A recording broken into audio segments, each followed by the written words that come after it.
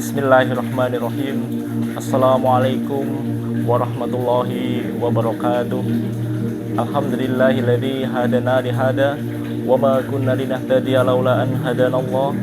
Laqad ja'at rusulu rabbina bil haqq wa nudu an tilkumul jannatu nustumuha bima kuntum ta'malun.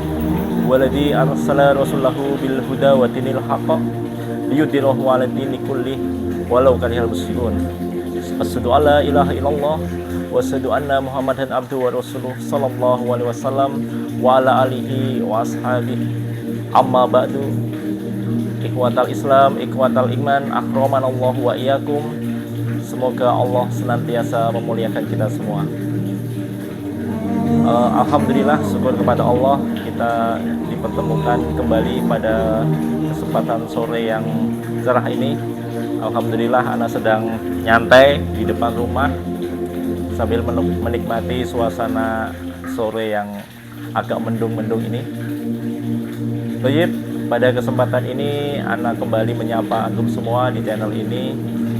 Kembali anak ingin mengklarifikasi ya beberapa pertanyaan yang masuk di channel anak, yaitu antara lain adalah pertanyaan-pertanyaan dari antum semua mungkin, atau dari penyimak channel yang dimanapun mereka berada. Baik, kebanyakan pertanyaan-pertanyaan ini mungkin mereka yang mempunyai saudara, teman, atau kolega, yaitu yang masih dalam Islam jamaah, sehingga mereka penasaran sekali bagaimana cara yang efektif atau cara yang ibaratnya ampuh ya, untuk agar saudara-saudara mereka yang masih di dalam Islam jamaah itu bisa keluar dari Islam jamaah atau bisa berhijrah. Baik, yang pertama saya menanggapi pertanyaan ini dulu. Jadi untuk yang masih ada di dalam Islam jamaah itu memang dalam kondisi istilahnya terpapar oleh ajaran, terpapar oleh doktrin, kemudian dengan kondisi-kondisi yang kemarin, poin-poin yang kita terangkan di video-video sebelumnya yang membuat susah sekali mereka untuk berhijrah. Itu ada beberapa poin kemarin sudah kita sampaikan. Ya memang itulah kondisi mereka ya. Jangankan jamaah-jamaah biasa ya, seperti ustadz-ustadz kita yang belajar di Mekah, itu pada saat mereka ingin hijrah ya, ataupun mereka menerima pemahaman yang benar, itu pemahaman yang lama seperti pemahaman di Jokam ya, pemahaman di Islam jamaah yang berpuluh-puluh tahun mereka pelajari, mereka yakini, itu susah sekali untuk istilahnya untuk dihilangkan. Makanya seperti Syekh Khalil dan Ustadz Abdullah Mas'ud, Ustadz Abdul Aziz Ridwan itu butuh berbulan-bulan ya di dalam ibaratnya untuk melepaskan doktrin ini dari pikiran beliau atau dari persepsi beliau. Nah, jadi memang doktrin ini agak susah untuk dilepaskan begitu saja. Kalau memang tidak benar-benar Allah tidak menunjukkan hidayah taufik. Oleh karena itu kita sebagai kolega, sebagai keluarga, sebagai teman ya kita berusaha untuk menyadarkan mereka dengan berbagai cara dan upaya tentunya. Toyib, itu sedikit prakata dari ana. Intinya memang kita harus sabar menghadapi mereka karena saat ini mereka sedang ada di dalam doktrin ya, sedang di dalam doktrin. Seperti diumpamakan ya, seperti ibu mertua atau bapak mertua misalkan, atau bapak dan ayah kandung kita itu misalkan ibaratnya sekarang sedang berada di melihat jurang ya, melihat jurang yang di bawahnya itu batu ya. Kalau sampai meloncat masuk ke dalam batu itu tentunya terjadi kecelakaan, bisa meninggal ya. Tetapi saat ini mereka melihat batu yang di bawah itu seperti kasur yang empuk sekali, yang nyaman untuk untuk mereka tidur di situ gitu ya. Jadi ibaratnya seperti itu, mereka berada di tepi jurang, yang jurang itu dalam, ada batunya, tetapi mereka melihat jurang itu adalah, dari kacamata mereka, jurang itu adalah seperti apa itu, spring bed yang nyaman, yang empuk kasurnya dan lain sebagainya, yang siap untuk dijadikan tempat istirahat begitu ya. Nah, ibaratkan seperti itu. Pada saat kita menarik mereka ya, menarik atau apa itu istilahnya menarik, karena ini kalau kita lihat adalah jurang ya, jurang kesesatan, jurang neraka, jurang yang berbatu, bisa mati itu. Nah, pada saat seketika kita menarik itu, tentunya orang tua kita mungkin ya akan menyalahkan kita, loh kenapa gitu loh, saya ini orang tua mau istirahat, mau tidur dengan tenang ya ibaratnya seperti itu. Tapi orang tua kan menganggapnya bahwa kita itu malah menyengsarakan begitu ya. Tetapi kita kasih pengertian, itu Pak, itu Bu, itu yang di bawah itu batu, yang di bawah itu jurang. Bapak Ibu bisa mati kalau bisa masuk ke situ. Nah, seketika pada saat itu orang tua kita tidak percaya. Tetapi setelah orang tua kita nanti menyadari ya, melihat dengan kacamata yang benar, kacamata kebenaran, mereka akan berbalik syukur kepada kita. Oh iya, ternyata yang saya anggap kasur itu, yang saya anggap bantal yang empuk itu ternyata batu, jurang yang dalam, yang bisa membahayakan. Akhirnya mereka insya Allah akan bersyukur kepada Allah dan berterima kasih kepada kita telah menyelamatkan dari jurang kesesatan ataupun jurang yang dalam tersebut. Toyib, itu adalah perumpamaan-perumpamaan. Memang pada saat mungkin kita menolong pada spontanitas pada saat itu, respon dari teman-teman atau dari kolega maupun dari keluarga itu bisa bermacam-macam. Ada yang mungkin frontal sekali ya, seperti menghujat balik dan lain sebagainya. Ada juga yang kadang ya biasa saja dan lain sebagainya. Nah, itu memang kondisi kondisional ya, tergantung dengan personal mereka yang terlibat di situ. Toyib, Ana akan menyampaikan beberapa cara ya yang efektif untuk membuat agar mereka itu bisa cepat berhijrah. Tentunya ini juga pendapat Ana juga saya rangkum dari beberapa dulu nasihat beberapa masyayikh kita, beberapa ustadz-ustadz kita, dan pengalaman dakwah kita dalam selama ini untuk menyadarkan teman-teman atau saudara kita yang masih ada di dalam Islam Jamaah. Toyib, yang pertama adalah cara kita yang pertama adalah dengan doa. Kalau kita adalah teman atau keluarga, doakan mereka ya, doakan mereka agar mereka bisa selamat, memperoleh hidayah taufik dari Allah ya, ataupun antum menyuruh supaya mereka berdoa ya, padahal ya di dalam sholat mereka pun sehari semalam itu sudah mereka berdoa di surat Al-Fatihah ya, ihdinas siratal mustaqim ya, itu sudah ada doanya. Tetapi perlu ditekankan lagi, kita doakan lagi, suruh yang bersangkutan berdoa.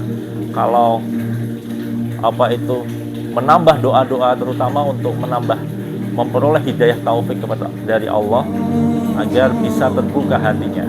Karena yang memiliki apa itu hidayah taufik ya, yang bisa merubah hati adalah hanya Allah Jalla wa'ala. Tentunya kita sebagai umat manusia, hambanya, hanya bisa meminta dan berdoa agar kita selamat dari kesesatan-kesesatan maupun hal-hal yang menyebabkan kita akhirnya celaka di akhirat nanti. Toyib, itu mari kita tidak bosan-bosannya untuk mendoakan saudara-saudara kita yang masih dalam Islam Jamaah. Kemudian semoga mereka juga selalu berdoa agar dapat hidayah dari Allah, hidayah petunjuk kebenaran dan hidayah taufik, sehingga hati mereka bisa lunak dan akhirnya bisa berhijrah. Toyib, itu yang pertama adalah doa. Kedua adalah cara yang kedua adalah buka diskusi, ya, buka komunikasi dengan mereka, ya. Ini sangat penting. Jadi di dalam Islam jamaah itu bagi mereka yang masih dalam Islam jamaah, pengurus-pengurus dalam Islam jamaah maupun keimaman di dalam Islam jamaah itu melarang, ya, melarang jamaahnya untuk berkomunikasi, ya, melarang jamaahnya untuk berkomunikasi, melarang jamaahnya untuk berinteraksi, ya, mencari ilmu di luar dan mengakses informasi dari luar. Ini benar-benar dibatasi, sehingga ibaratnya masukan-masukan maupun nasihat-nasihat, petunjuk-petunjuk dari luar itu mereka jarang sekali mengakses, begitu ya, jarang sekali mengakses. Nah, kalau dari Islam jamaah ini mau untuk berkomunikasi, membuka diskusi, ini sudah kemajuan yang luar biasa. Mungkin antum semua sebagai keluarga, sebagai rekan, sebagai kenalan, kalau bisa membuka komunikasi, mengajak mereka untuk berdiskusi, ya, pelan-pelan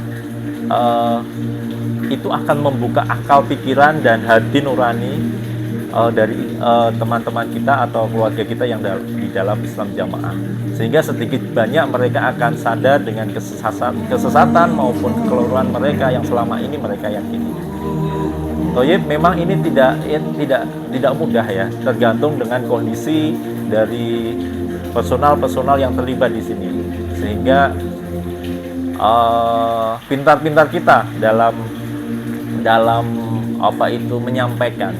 Seperti anak itu selalu kalau sudah mau berdiskusi gitu, selalu anak sampaikan bahwa silahkan didengarkan dulu, ya, didengarkan dulu pendapat dari kami. Nanti setelah itu silahkan dipertimbangkan sendiri dengan akal, pikiran dan ilmu, ya, yang sudah ada, dan ambillah kesimpulan. Karena seperti seseorang memutuskan, seperti contohnya di pengadilan itu. Di pengadilan itu akan menentukan pihak, ya, yang menggugat dan tergugat, misalkan kedua belah pihak.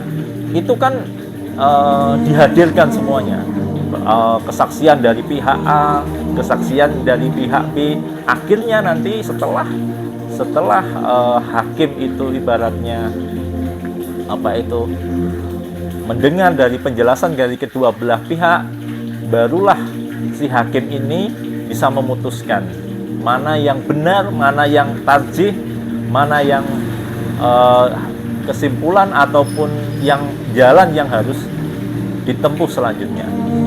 Itu kalau kita ibaratkan dengan acara-acara di pengadilan, ya. Tentunya kita nasihatkan kepada teman-teman kita, keluarga kita, agar mau mendengarkan dulu, ya. Yang penting mau tabayun dulu, ya. Mau diskusi dulu, baru nanti silahkan dikembalikan lagi ke yang bersangkutan apakah memang dapat menerima atau tidak. Ini tentunya adalah dilalah wal irsyad, ya, hidayatul dilalah wal irsyad, ya, petunjuk tentang dalil dan kebenaran. Tapi setelah itu yang berbicara adalah hidayatul taufik, ya, hidayah tentang taufik, hidayah hati, ya. Akhirnya memilih seperti apa, memutuskan seperti apa, itu adalah kehendak dari Allah Jalla wa'ala. Toyib, itu yang kedua, yaitu membuka komunikasi dan diskusi. Kemudian cara yang ketiga ini sering dilakukan oleh teman-teman alumni atau seperti Ana, ya, mantan dari Islam jamaah, yaitu memberi gejolak, ya, di dalam Islam jamaah itu. Ya, gejolak itu istilahnya mereka selama ini kan tertidur, ya, ternina-bobokkan dengan kondisi Islam jamaah, ya. Pengurus-pengurusnya atau keimaman itu selalu mengibaratkan di dalam Islam jamaah itu tidak terjadi apa-apa, ya, aman-aman saja, lancar-lancar saja, sehingga jamaah-jamaah yang cuek, jamaah-jamaah yang sakdermo itu, ya, ikut keimaman terus, ya, tidak mau tahu, tidak kritis, itu mereka itu ya berlalu begitu saja, menjalani itu seperti normal-normal saja. Nah, tanpa kita adakan gejolak itu seperti event-event ya, atau kita adakan acara-acara daurah ya di tempat-tempat itu, di tempat dekat daerah sekitar situ ya, atau kita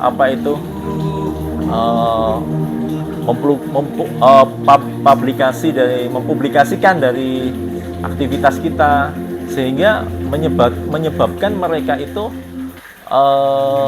oh ternyata kok ada gerakan seperti ini. Akhirnya mereka bisa penasaran, kemudian mereka juga ada yang kepo, ada yang ingin tahu. Nah, momentum-momentum seperti ini yang kita harapkan, sehingga ada yang terus mereka mencari tahu, terus mereka dengan sendirinya mengintip dan lain sebagainya. Atau kalau kita mengadakan daurah, mereka datang menyamar dan lain sebagainya. Itu banyak sekali di daerah-daerah itu. Jadi ada yang kalau kita mengadakan kajian-kajian itu, mereka ada yang ikut gitu ya, penasaran, dan akhirnya mereka bisa berhijrah. Nah, itu juga cara-cara juga ya untuk membantu mereka untuk berhijrah atau keluar dari Islam Jamaah. Baik, itu yang ketiga.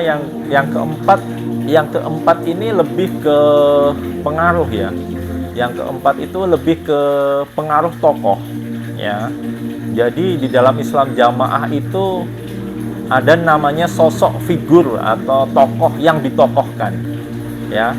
Biasanya ini adalah pengurus-pengurus atau mubalek, ulama, atau ya terutama keimaman ya, pengurus-pengurus atau orang-orang yang mempunyai dapukan di dalam keimaman. Nah, pengaruh tokoh-tokoh ini, apabila tokoh-tokoh ini itu keluar dari Islam Jamaah, ini menimbulkan gejolak yang signifikan sekali ya. Seperti ana sendirilah, karena tokoh-tokoh mubalek yang dari Mekah dikeluarkan. Nah, itu kan membuat gejolak ya di diri ana, sehingga ana ingin tahu ya, kemudian kepo, mencari informasi, akhirnya bisa berhijrah. Juga pada saat-saat ini, misalkan di daerah-daerah tertentu ada tokoh-tokoh yang alhamdulillah banyak sekali. Minggu-minggu ini juga sangat banyak, dan setiap hari kita di grup hijrawan itu selalu mendengar berita bahagia, berita gembira bahwa ada tokoh di daerah A, tokoh di daerah B ya, ada imam daerah, wakil imam daerah, kemudian ada ketua DPD dan lain sebagainya, yang setiap hari ada saja alhamdulillah bisa hijrah. Nah, tokoh-tokoh ini adalah yang sedikit banyak bisa memberi efek ya kepada ro'yah atau jamaah-jamaah yang lainnya. Juga mubalek itu juga perannya sangat penting sekali, dan terbukti banyak sekali hijrawan yang berasal dari kalangan mubalek. Karena sebenarnya pada prinsipnya mereka sudah mengetahui tentang keilmuan, sehingga dijelaskan sedikit saja tentang penyimpangan, kalau memakai akal sehat, memakai akal waras, itu akan sangat mudah ya, sangat mudah untuk menerima. Karena pada dasarnya seperti dalil-dalil tentang jamaah itu sudah mereka kaji, sehingga apabila kita sampaikan takdil atau pembenaran, kita sampaikan sarah-sarahnya, itu dengan mudah ya mereka pahami dan mereka bisa menerima kebenaran itu. Baik, itu yang keempat ya, yaitu dengan keluarnya tokoh-tokoh ya. Yang kelima yang membuat hijrah efektif ya, cara yang menyebabkan mereka berhijrah adalah dakwah di media sosial ya, seperti YouTube ini misalkan, atau Facebook dan lain sebagainya. Itu sangat efektif sekali, karena seperti ini, dengan banyaknya gelombang hijrah itu di dalam Islam Jamaah atau di ro'yah Islam Jamaah itu ditutupi ya, atau dibatasi sekali. Seperti komunikasi dengan saya melalui offline ya, langsung ketemu itu tidak boleh. Ya, jamaah-jamaah itu tidak boleh. Nanti takut untuk dipengaruhi ya, atau takut untuk terpengaruh dengan kami yang sudah keluar. Oleh karena itu, dengan adanya media sosial ya, seperti YouTube ini dan lain sebagainya, itu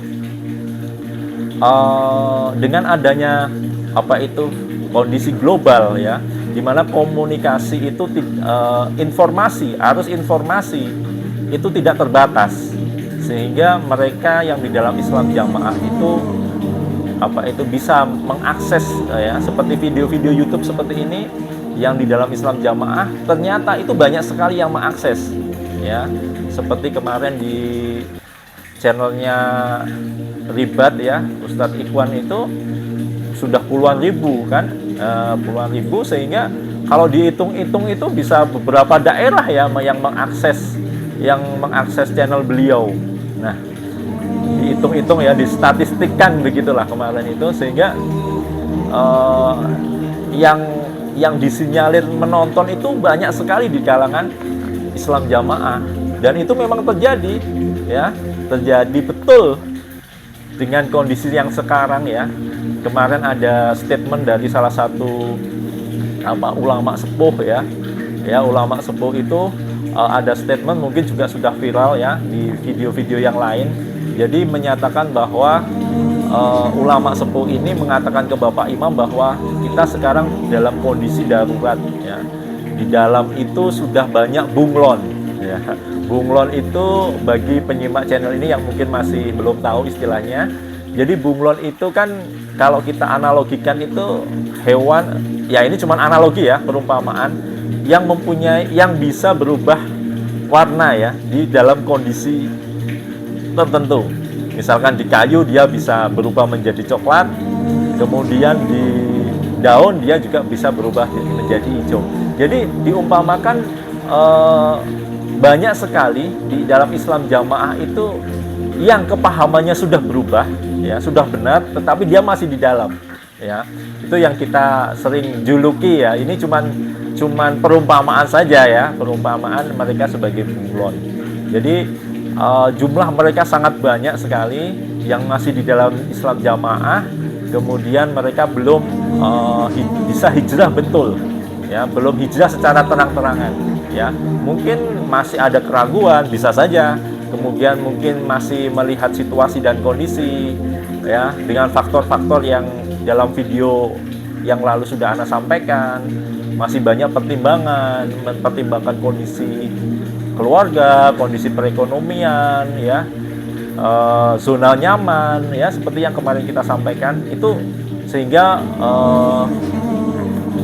istilahnya membuat mereka masih berada di dalam Islam Jamaah. Nah, kita doakan semoga ikhwah-ikhwah kita yang masih bunglon ya, masih di dalam itu bisa segera hijrah 100%, meninggalkan ajaran Islam Jamaah yang terbukti kesesatannya. Tayyib, itu adalah beberapa cara. Ada juga cara yang keenam ya, yang menyebabkan mereka berhijrah itu sebenarnya dari faktor internal mereka, yaitu adanya ijtihad atau istimbat ya, atau ibaratnya ya ijtihad atau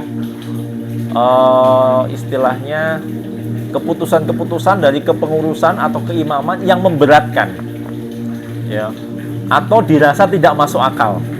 Itu terjadi ya, banyak sekali ya. Kalau kita di dalam Islam Jamaah dulu itu banyak sekali ijtihad yang sepertinya konyol begitu ya, sepertinya tidak bisa dilakukan. Nah, sekarang itu banyak sekali ya ijtihad yang memberatkan. Seperti yang pertama misalkan seperti ya tidak boleh berinteraksi dengan mantan. Kemudian ijtihadnya itu tidak boleh memakai HP ya, bagi HP Android itu kan sempat ada itu seperti itu. Jadi dilarang membuka situs tertentu. Nah, itu kemudian ijtihad mengenai penarikan dana ya, yang sangat banyak sekali. Jadi di dalam Islam Jamaah itu tidak hanya IR, itu tidak hanya Isrun yang 10% itu tidak. Jadi di luar itu masih banyak sekali. Jadi kalau kita hitung-hitung ya, kalau dulu itu bisa sampai 15% lah setiap bulan itu. Jadi untuk Isrunnya itu sekitar 10%, kemudian untuk yang lain-lain itu misalkan kita datang gitu, Pak ini ada tarikan ini, tarikan itu banyak juga ya, banyak sekali. Dan itu memberatkan. Nah, dengan gejolak-gejolak mereka itu seperti itu, kondisi internal jamaah itu menerapkan ijtihad yang memberatkan, itu sebenarnya di dalam batin atau di dalam apa ya, pemikiran ro'yah jamaah sendiri itu kadang juga bertentangan. Nah, hal-hal seperti ini juga memicu untuk mereka berhijrah dari Islam Jamaah. Nah, terbukti ada beberapa kemarin ijtihad yang sangat memberatkan ya, bahwa penarikan dana yang mempunyai rumah ya sekian harus ditambah lagi, yang mempunyai mobil harus tambah lagi berapa persen, itu ada yang memberatkan seperti itu. Belum nanti tarikan untuk apa itu mubalik kiriman ya, belum lagi untuk ini mau kurban, ada kurban ke pusat ya, untuk bata merah ya, untuk apa itu tarikan-tarikan lain yang tidak akuntabel ya, tidak terukur dan tidak ada laporan pertanggungjawabannya. Itu yang terjadi dalam Islam Jamaah, sehingga maupun ijtihad lain yang ibaratnya itu tidak sesuai dengan kondisi sekarang ya. Itu adalah yang keenam ya. Yang keenam adalah dari faktor dari mereka, internal mereka sendiri. Karena saat ini seperti keimaman itu sedang bingung juga ya, sedang bingung untuk menghadapi gelombang hijrah ya. Ya, di mana-mana dilakukan pemagaran besi-besi ya. Jadi banyak ijtihad yang dikeluarkan untuk antisipasi agar mereka tidak hijrah. Ya, tidak bisa terpengaruh dengan kami atau yang mantan-mantan ini, sehingga tidak sampai keluar dari Islam Jamaah. Nah, banyak sekali ya yang kita perlu ketahui tentang ijtihad mereka ya. Dan kita masih bisa mengakses itu karena banyak informasi dari ikhwah kita yang masih ada di dalam, yang masih bunglon, sehingga seperti ijtihad keimaman itu bisa kita lihat ya, bisa mereka mengirimkan kepada kita informasi-informasi itu. Baik, yang terakhir, yang ketujuh, bagaimana cara efektif agar kita cepat hijrah, yaitu dengan salah satunya adalah membaca buku ini ya, buku Ta'dil Subhat ya. Buku Ta'dil Subhat ini adalah buku yang disusun oleh ustadz-ustadz kita. Jadi mereka itu mempunyai syubhat ya. Dulu setelah kami hijrah itu, dari keimaman Islam Jamaah itu mengeluarkan nasihat, yaitu isinya 30 butir ya, 30 butir ciri-ciri orang yang sudah murtad ya, yang sudah berubah kefahaman, itu ada 30 ya, 30 butir. Nah, dari 30 itu maka ustadz-ustadz kita atau masyayikh kita itu menyusun istilahnya bantahannya atau pembenarannya. Ta'dil adalah membenarkan, syubhat itu adalah sesuatu yang salah tapi terasa benar gitu, sesuatu yang dalam zona abu-abu seperti itu. Jadi buku ini sangat sangat manjur sekali. Bahkan ada beberapa hijrawan yang hanya melihat muqaddimah maupun satu bab aja itu sudah langsung bisa hijrah ya, sudah bisa langsung hijrah, karena memang di dalamnya adalah sisi mentakdil dengan sisi keilmuan yang sangat terukur sekali dan sangat bisa dipertanggungjawabkan dari sisi keilmuan. Jadi ustadz-ustadz kita menyampaikan buku ini, ada dua buku ya. Yang pertama adalah Ta'dil Subhat nomor 1 sampai 16. itu insya Allah dulu disampaikan di Azima ya, di Azima Solo. Kemudian takjil yang 17 sampai 30 itu di Masjid Namiro di Lamongan ya. Dan itu juga masih ada video-videonya di channel-channel Ustadz kita seperti Bakah dan lain sebagainya. Itu masih ada apa itu penjelasan ini.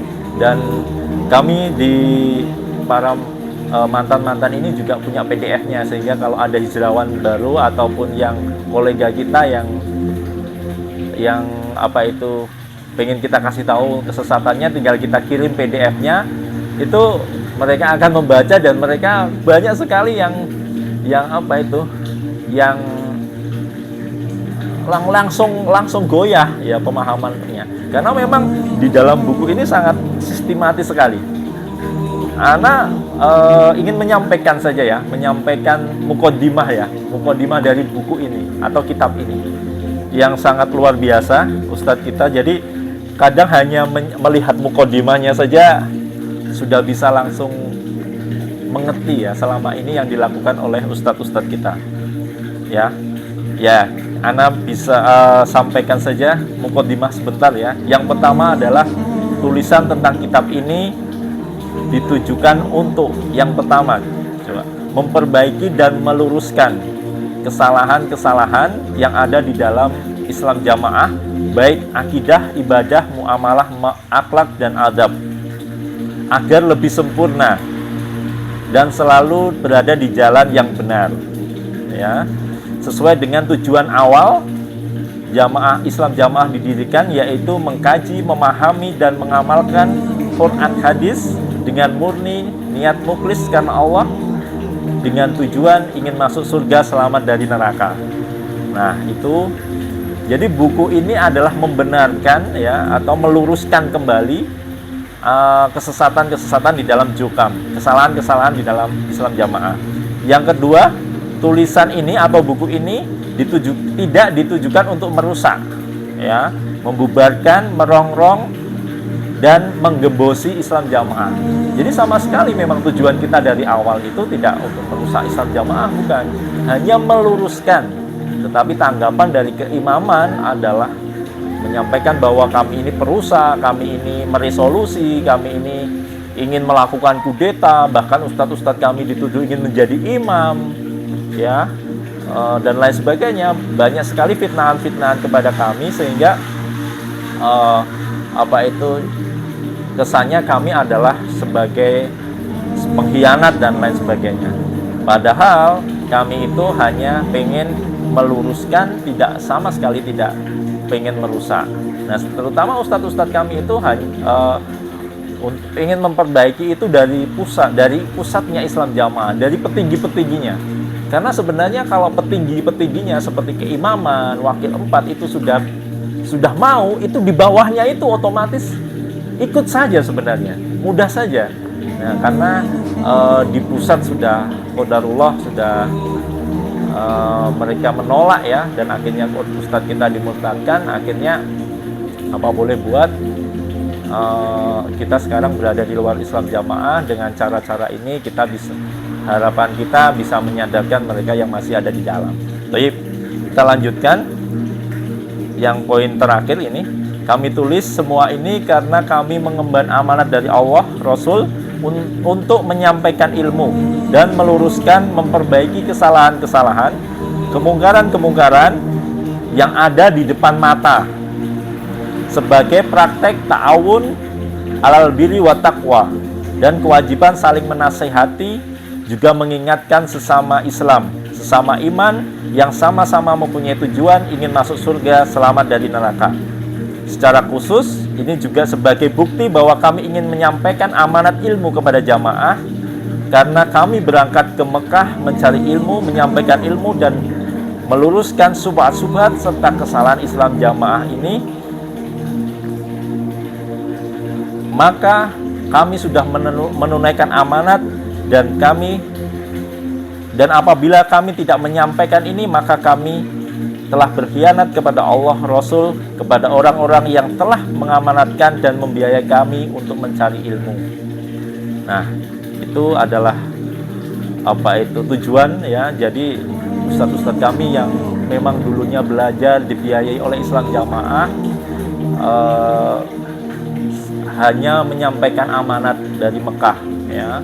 Keilmuan dari Mekah itu disampaikan apa adanya. Justru kalau tidak disampaikan itu khianat berarti ustadz-ustadz kita ya. Ustadz-ustadz kita kalau tidak menyampaikan itu berarti khianat, karena dulu disuruh belajar untuk menyambungkan ilmu, untuk meluruskan, melengkapi sanad, meluruskan jamaah. Begitu disampaikan ternyata tidak cocok, malah dimurtadkan. Nah, itu yang terjadi sekarang. Sehingga dengan ustadz-ustadz kami yang sudah terang-terangan menyampaikan amanat ini, kami syukuri, jazakallahu khairan. Semoga Allah selalu menjaga beliau ya, dan melancarkan dakwah beliau sampai sekarang sehingga banyak lagi, dan semoga bisa semua Islam Jamaah bisa hijrah. Baik. Ini juga diamanatkan kepada kami juga ini, bagi saudara-saudara yang telah membaca, memahami tulisan ini, mohon disampaikan. Ya, ini adalah amanat dari ustadz-ustadz kita dengan bahasa yang baik, santun, agar bisa diterima, dan sebagai bukti bahwa kita memahami seperti ini, tidak ingin menjatuhkan, meremehkan, atau menyombongi orang lain, melainkan ini semata-mata mewujudkan ku anfusakum wa ahlikum naro. Semoga Allah memberi aman, selamat, lancar, barokah. Toyib, itu yang kita bisa kutip dari buku ini. Intinya itu tadi ada 7 cara ya menurut versi Ana, mungkin bisa ditambahkan ikhwah-ikhwah yang lain. Toyib, mungkin itu yang bisa Ana sampaikan pada kesempatan sore ini. Mohon maaf kalau ada hal-hal yang kurang berkenan maupun yang tidak kami sengaja sehingga menyinggung atau menyinggung perasaan antum semua. Mohon maaf. Kami akhiri, wassallallahu ala Muhammad wa ala alihi washabbihi wasallam, wa akhiru da'wana alhamdulillahirabbil alamin. Subhanaka wa bihamdika asyhadu alla ilaha illa anta astaghfiruka wa atubu ilaik.